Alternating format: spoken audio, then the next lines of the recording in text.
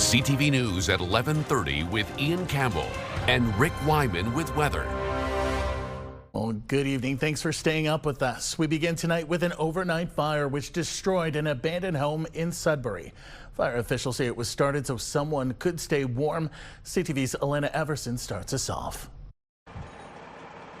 Firefighters got a call to this abandoned house across from the Holiday Inn on Regent Street in Sudbury at 3 a.m. Tuesday.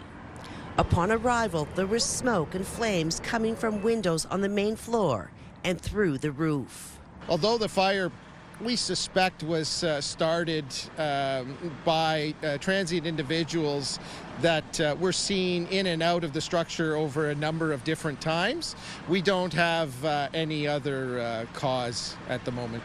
Just after 8 a.m., crews did a secondary search of the structure and to check for hot spots. No one was found inside of the structure, which is a complete loss. The messaging for anyone who's having that fire for warmth, and certainly if you're using a fuel-fired appliance, diesel heaters, propane, kerosene, you want to have a carbon monoxide detector present. There's potentially lethal levels of carbon monoxide. O'Shell says outreach workers help spread fire safety messaging in encampments. Inside of a tent is absolutely no place to have a fire at any point in time. Very dangerous. We've seen that in our community, unfortunately. Back over on Regent Street, O'Shell confirms the homeowner has insurance. Greater Sudbury Fire Services has deemed the abandoned structure unsafe and confirms it will be demolished under the Fire Protection and Prevention Act. Alana Everson, CTV News, Sudbury. A teen has been killed in an ATV crash in Timmins. Police say around 3 yesterday afternoon they were called to the Langmuir Road area where the lone rider of an ATV was found with serious injuries. The 19-year-old man was taken to hospital where he later died. The details surrounding the collision are unknown. Police say they are still investigating. A bike rider has been injured following a hit and run on Fruit Road in Sudbury today. Police say they're looking for the driver of a black Dodge Ram which fled the scene of a collision with an e-bike earlier this afternoon around 1 p.m. The incident happening near St. David Elementary School. Injuries to the e-bike rider are non-life-threatening. Meanwhile, a collision in Timmins involving a vehicle and a pedestrian has claimed the life of an 18-year-old woman. The crash happened in the area of Algonquin Boulevard and Cedar Street. For more on this and all of our stories, visit CTVNewsNorthernOntario.ca. NDP leader Marit Stiles spent part of today on the picket line in Sault Ste. Marie today at Sault College with postal workers. Stiles joined Cup W workers as they continue their job action. The NDP leader also spent time with the Sault Downtown Association and Sault Area Hospital leadership. Stiles was also in town for a meeting opposing Bill 33 titled Hands Off Our Schools. I'm here to talk with folks, to listen to what's happening, where things are at. Last time I was in town was back in June or July. I want to hear where things are at in our hospital, where they were in a code blue last time I was here. I want to talk to people about solutions, and I want to. I'm going to be meeting with folks from unions and working people to hear a little bit more about where things are at, and that's why I'm here as well. Stiles also notes that she and the NDP will continue to call for the resignation of Sault MPP Chris Scott, stating what she's heard from residents leads her to believe he won't be able to fulfill his role as a representative for the riding. Well, new tonight, Sudbury City Council has greenlit 3 plans as it looks to support its unsheltered homeless population ahead of winter. Council voting unanimously in favor of extending the hours at the Samaritan Centre, Energy Court, and the off-the-street emergency shelter, which is run by the Canadian Mental Health Association. It comes following a dramatic increase in the number of encampments throughout the city over the last 2 years. According to the city's figures, the shelter is often running at capacity. We do have situations where individuals would leave sort of an hour in or 2 hours in for the evening. So they book a space, they show up, and then they do leave. In those instances, if anyone is waiting, we try to get that filled, but there are instances when that does occur. And there will be no impact to the additional hours. City staff say it could be funded through the existing budget. A new report released today finds opioids are killing and harming Ontario's First Nations people at a much higher rate than non-First Nations. CTV's Eric Tashner reports.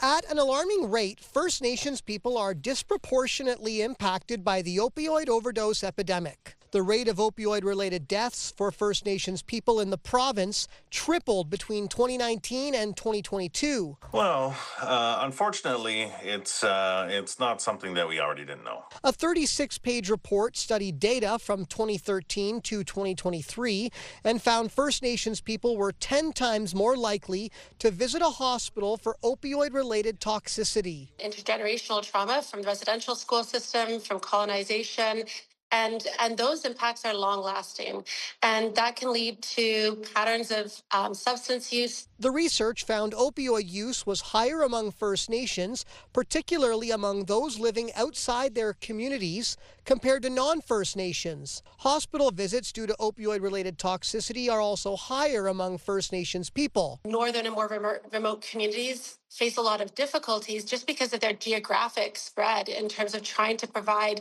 access to safe spaces to use drugs or to treatment. The research does give some cause for hope.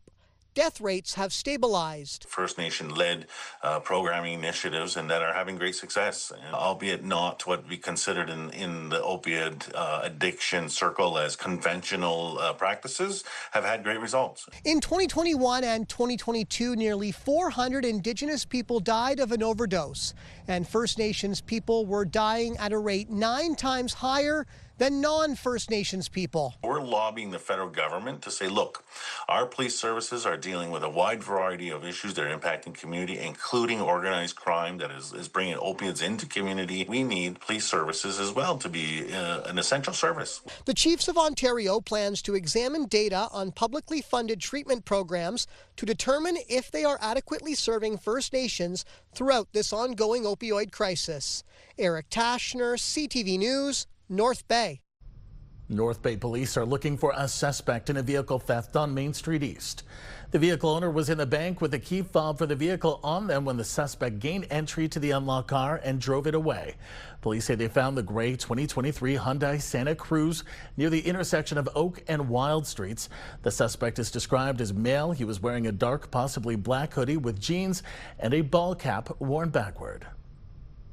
Police are working to educate those in the aviation industry about criminal activity that could be happening at their airports. Earlier today, a presentation was made to the Airport Management Council of Ontario. It included crime trends like drug smuggling and human trafficking, both of which have increased as street gangs migrate to Northern Ontario. Police say criminals are exploiting small, rural or remote airports that don't have the same resources as larger counterparts. It's like any other, transportation network. We need more resources for security and awareness, and the communities are doing their level best. But again, organized crime is very, unfortunately, evil and innovative on how they bring in their illicit products to the small communities. So do they need more resources? Of course they do. I mean, we need more resources in that area because there's a large profit margin that they're making. Police say those who've witnessed suspicious behavior don't always know how or who to report it to. Their slogan, if you see something, say something, that is contact the local police or Crime Stoppers with details. Well, time now for a short break here on CTV News. Coming up, Rick will have your full weather forecast. For now, a look at the current conditions, and we've got lots of cloud cover again tonight, but things are starting to cool off. That is well below the average, or at least the temperatures we've been seeing. 13 in Parry Sound, 4 in Kapuskasing, 4 in Chapleau. We'll have details in a moment. You see it happen, send it to CTV News. Text 10400 from your screen to ours. Text 10400. We'll be losing some of those pockets of precipitation that you can see on your screen right now. Forecast radar for the next couple of days will clear things up before the rain returns on Friday to start things off for the weekend, but just for one day. And again, it's going to be on again, off again in terms of, well, sunshine, sun and cloud, and maybe some precipitation. Let's take a look at some of the numbers now. Sudbury Nickel Belt clearing by noon tomorrow at 11. Sunshine Thursday 13, 15 Friday. Here we go. Chance of showers. Saturday, Sunday, some cloud cover 15, 16. Thanksgiving Monday, we've got rain 17 degrees. Sault Ste. Marie, Algoma, mainly sunny tomorrow at 12, 16 Thursday, sunshine. Friday, 60% chance of showers at 14, sunny skies Saturday, 17, sun and clouds Sunday, 17, and more rain coming up on Thanksgiving Day, Monday. Make sure you have that dinner maybe a little earlier and avoid that rain. Timmins, Cochrane, Kapuskasing. Increasing cloud Wednesday. Here we go, 10 degrees. Thursday, 13 sunshine. Friday, chance of showers, 60%. 13 on Saturday with the clouds. Sun and cloud Sunday, 18. And again, Monday, some sun, some cloud, and chance of showers on the holiday Monday. Temiskaming Shores, Kirkland Lake, clearing tomorrow at 10, 13 Thursday, sunshine. Friday, we've got the chance of showers, 15 your high, 14 Saturday, some cloud cover. Sunday, sun and cloud, 17, and again, some sun, some cloud, and the chance of showers, a high of 18, well above normal for this time of the year. And North Bay, West Nipissing, mainly cloudy tomorrow at 12, 13 Thursday, sunshine. Friday, we've got the chance of showers, 60%, 16, 15 on Saturday and Sunday, both days. And again, some sun, some cloud, and the chance of showers, 17 degrees on Thanksgiving Monday. So, Ian, not too appetizing for at least holiday Monday, but we should have some sunshine before that. So it's going to be an on again, off again forecast for the next couple of days. Back to you. Sounds good. Thanks, Rick. Well, it's another sure sign that much of that warmer weather we've been enjoying is now unfortunately behind us. This was the scene on Paris Street today, a police escort as the William Ramsey was pulled from the water in Sudbury and is now on its way to its winter home. This marked a big year for the iconic boat, which was able to return to the water after renovations to the Science North dock finished. It's now off to be bundled up for another season. Premier Ford says he won't change his position when it comes to removing automated speed cameras from Ontario streets. It comes as a reply to several mayors who urged the government to reverse its stance. CTV's Siobhan Morris has more from Queen's Park.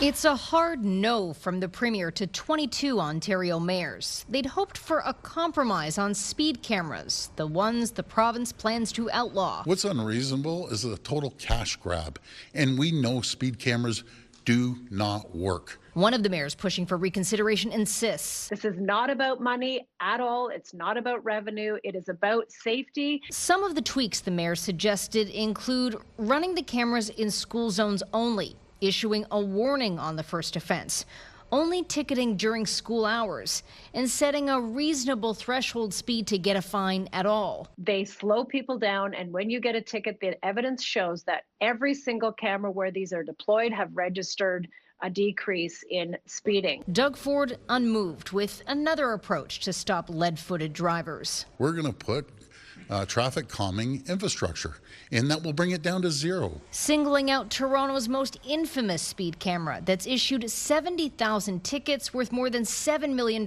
in fines in 3 years. When you think someone would come up with common sense and say, okay, we're putting speed bumps on Parkside Drive, we're putting turnabouts. The province won't help cover the costs of getting out of camera contracts. Ford calls the communities that want to hang on to them greedy. They aren't worried about the safety of people. If they were, they'd start installing infrastructure. Meade Ward says fines are being used to make streets safer and argues that's how it should be. What he has basically said is that he's willing to tax people who obey the law, rather than making speeders pay for traffic calming measures. Believers in speed cameras don't have tons of time to try and sway the Premier. The bill to ban them will be introduced when the legislature returns. It could be law in a matter of weeks. Siobhan Morris, CTV News. Meanwhile, Sudbury Mayor Paul Lefebvre, who has been a vocal proponent of the cameras, tells CTV News he'll wait to see what comes out of any provincial legislation. He was asked if he had any other ideas for traffic calming. Well, certainly he has some ideas as well, right? He thought it'd be bollards or maybe more speed bumps that the Premier has mentioned, and there is funding for that. Certainly we'd be interested in exploring those options together. But yeah, we're always going to be working with the province, and I know there's a lot of pushback from some municipalities because these enforcement areas actually are working. We're seeing a very drastic decrease, right? And but that being said, you know, if the province wants to take it in that direction, they feel that there's better ways for road safety, we're all ears to work together to achieve that. The 5 was at Tom Davie Square tonight as the City of Greater Sudbury honored curling powerhouse Tracy Fleury. I am truly honored to join you all in recognizing one of Greater Sudbury's finest athletes, Tracy Fleury. Dozens turned out to the celebration where the mayor presented Fleury with a commemorative plaque. The plaque recognizes her outstanding career, which has seen her achieve back-to-back national and world titles. Fleury is a graduate of Lockerbie Composite School and Laurentian University. I'm born and raised in Sudbury. I love the city, so it's just like such an honor to be recognized by my city. Yeah, it's really special. The fact that we can celebrate her and certainly give her our best support as she continues with her great career, right? The fact that we can gather with community and celebrate a world champion that is from our community, that lives in our community, I think it's a very special day that we need to take this opportunity to recognize together. The 5 also proclaimed today Tracy Fleury Day as part of the celebrations. Still ahead tonight on CTV News. The latest on the hunt for doctors in Sault Ste. Marie nearly 18 months after the group health center derostered 10,000 patients.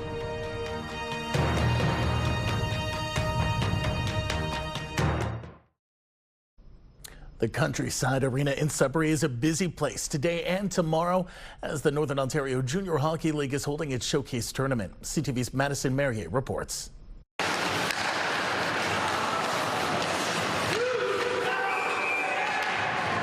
Young hockey players from the Northern Ontario Junior Hockey League faced off at the NOJHL Showcase with hopes of scoring more than just a goal. Today's showcase and tomorrow's showcase is for the players to play in front of scouts and schools, to show off, their abilities to get scholarships and to move up to the OHL and see how good they are against their fellow competitors. This year, over 40 scouts from universities, colleges, and even the NHL were there watching the future talent. You're always looking for those guys that are potential draft picks that have schools or are going to be in the OHL down the road. So it's scouting is not like a one-time thing. It's an ongoing process. These teams are used to playing each other. However, this showcase adds another level of competitiveness. The kids come here knowing that there's schools, there's people like myself, there's OHL scouts, so the games are always competitive.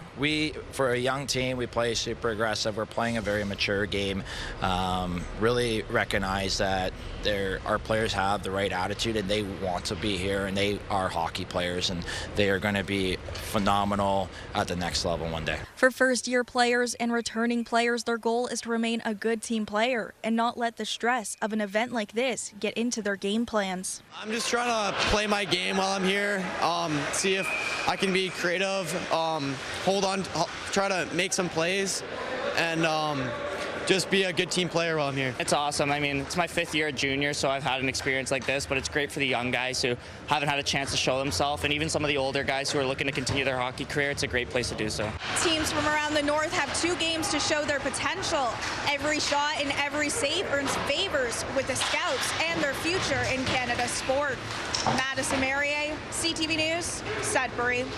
And let's take a look at how the score shaped up on day 1 of the showcase. Espanola comes out on top, beating the French River Rapids 5-4. Iroquois Falls wins a tight overtime matchup against Kirkland Lake 4-3. A tough day for the Hearst Lumberjacks. They fall to Timmins 6-0. A similar deal for the Blind River Beavers. They lose to the Sioux Michigan Eagles 6-1. The Powassan Voodoo beat St. Andrews College 4-3, and Sudbury with the W tonight. They beat the Sioux Thunderbirds 4-2. Well, it's been nearly a year and a half since the Group Health Center in Sault Ste. Marie derostered 10,000 patients. Today, the organization provided an update on its efforts to attach patients with primary care providers. According to Group Health, since opening its Access to Care clinic, 8,000 patients have been or will be reconnected with primary care providers by the end of the year. An additional 6,000 patients are expected to be connected through the Grow Your Own Nurse Practitioner program. Group Health is anticipating more doctors to retire in the next 6 months, so more staff will be needed. We're still looking to run another cohort of nurse practitioners who would build in more capacity for those unanticipated physician leaves, and also building these supports for physicians, like whether it's the referral coordinator, whether it's using AI, and all those other ones we spoke of earlier. That helps support our physicians so they may be able to bring on more patients as well. So we've had 3 Practice Ready Ontario physicians who are internationally trained physicians who are here as primary care providers and are currently building their rosters. So we are making phone calls to patients right now, every day, attaching to their rosters. And then we have 2 additional primary care providers who are joining us between now and early in the new year, who will also be building and adding roster to patients as well. The $2.8 million to operate the Access Care Clinic runs out at the end of next March, but Silvano hopes the province will extend it. A historic investment at Health Sciences North in Sudbury today that will support the hospital's capital expansion, which will include a new pediatric inpatient unit. CTV's Lindsay Alick reports. It's being called a transformational gift. OCP Construction and the Cousineau family are donating $5 million to support HSN's pediatric program, which will be renamed to Cousineau Family Pediatrics. There's not a whole lot to say. We've been blessed. We've been served very well by the community, by the hospital, and we've got an opportunity to give back a little bit, to help, and I think anybody would. Currently, the demand for pediatric services is outpacing the hospital space and resources. The pediatric ambulatory care unit accommodates more than 20 different clinics and procedures, yet lacks dedicated washrooms and spaces large enough for families to meet with their care teams. Our pediatric care is fragmented throughout Health Sciences North, and that is not the best for our families. That's not the best for our patients. And so once we have that approval from government on the next stage of the plan, we'll be able to share more details around the specifics of what that looks like. Phase 1 will include an expansion of pediatric services and programs, an integrated mental health and addictions facility, and the modernization and expansion of HSN's emergency department.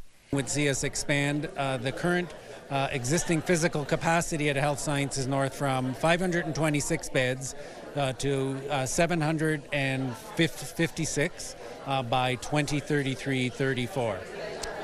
The reason we need the expansion is because today we have 526 physical beds, but we have 630 patients admitted. HSN is currently awaiting approval from the Ministry of Health to move from stage 1.2 to 1.3 of a 5-stage planning process. As of today, the Cousineau family has donated more than $6.5 million. And officials say the announcement is the largest donation to pediatric care in Northern Ontario history. Lindsay Alick, CTV News, Sudbury. Finally for us tonight, Laurentian University's robotics team recently triumphed on the global stage. CTV's Amanda Hicks has more.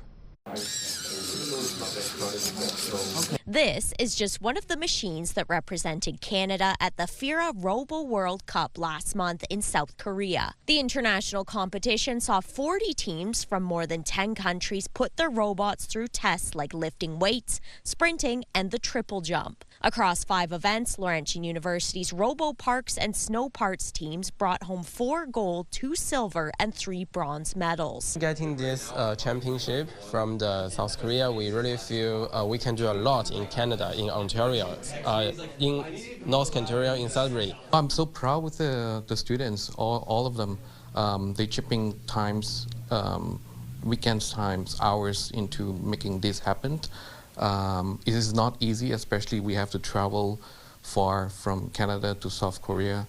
All the flights, jet lag, and they still pulling everything together. The team also won the U19 championship. It was the first time a Canadian team has ever competed in that age category, which included high school students from Lockerbie Composite School. It's difficult because sometimes the robots will not tell you why it's wrong. You need to find the wrong by yourself. Today, MPP Jamie West awarded the students with a legislative scroll in recognition of their achievements. So, inspiring and letting younger people know what's possible is also important to us. And with the rapid advancement of artificial intelligence, Lau says more students have become interested in robotics. I'm happy to see more and more students actually get involved. I started the lab with just only 2 students in 2024. Now I have more than 10 or 15 students. Canada will host the Robo World Cup for the first time next year in Markham. Lau says teams already have their sights set on 2026, and he hopes to get more students involved across additional categories by the time the event rolls around. Amanda Hicks, CTV News, Sudbury. What a way to put Northern Ontario on the map. Congratulations to all of them.